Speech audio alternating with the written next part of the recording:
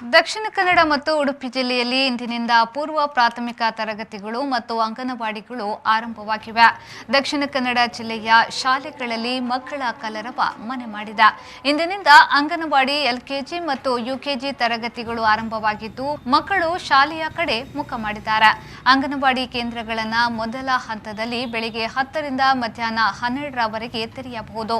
ಮುಂದಿನ ಸೂಚನೆಯವರೆಗೆ ಪೂರಕ ಪೌಷ್ಟಿಕಾಹಾರವನ್ನು ಮನೆಗೆ ನೀಡಲಾಗುವುದು.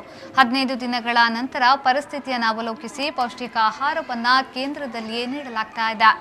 ಎಲ್ಕೆಜಿ ಹಾಗೂ ಯುಕೆಜಿ ಸೋಮವಾರದಿಂದ ಶುಕ್ರವಾರದವರೆಗೆ ಬೆಳಗ್ಗೆ 9:30 ರಿಂದ ಅಪರಾಹ್ನ 3:30 ರವರೆಗೆ ನಡೆಸಲು ಸೂಚನೆಯನ್ನ ನೀಡಲಾಗಿದೆ.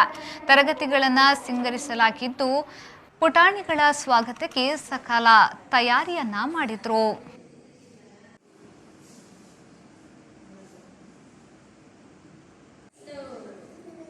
ಯುಕೆಜಿ ಸ್ಟಾರ್ಟ್ ಆಗಿದೆ. ನಮಗೆ ತುಂಬ ಖುಷಿಯಾಗಿದೆ. ಕೊರೋನಾ ಅಂತೂ ಹೋಗಿದೆ. ಸ್ವಲ್ಪ ಮಕ್ಕಳು ಮನೆಯಲ್ಲಿದ್ದರೆ ಕಲಿಯುವುದಿಲ್ಲ, ಸ್ಕೂಲಿಗೆ ಬಂದು ಸ್ವಲ್ಪ ಹುಷಾರಾಗ್ತಾರೆ ಅಂತ ಇವತ್ತಿಂದ ಶಾಲೆ ಕಲಿಸ್ತಾರೆ. ಮಕ್ಕಳಿಗೆ ತುಂಬ ಖುಷಿ ಆಗ್ತದೆ. ಬೆಳಿಗ್ಗೆ ಬೇಗ ಹೇಳ್ತಾರೆ. ಕಾಯ್ತಾ ಇದ್ರಲ್ಲ? ಹೌದು, ಕಾಯ್ತಾ ಇದ್ರು.